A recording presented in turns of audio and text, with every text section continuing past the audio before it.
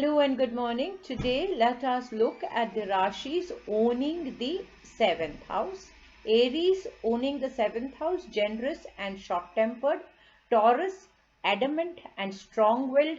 Gemini, adjustable and fun-loving. Cancer, adjustable but clingy. Leo, firm, adamant, lazy. Virgo, worried, very intelligent.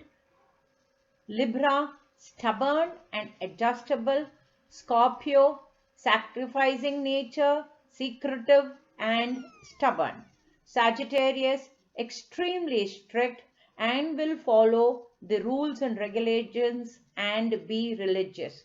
Capricorn, stubborn and will want success, will work towards it. Aquarius, dreamers and stubborn.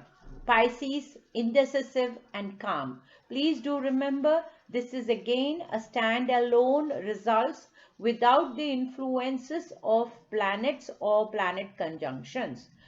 Thank you for watching my video. Do like, share and subscribe.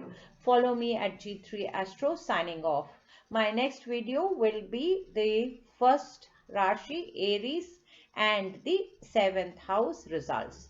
Bye bye. Have a pleasant day and wish you all a very happy new year.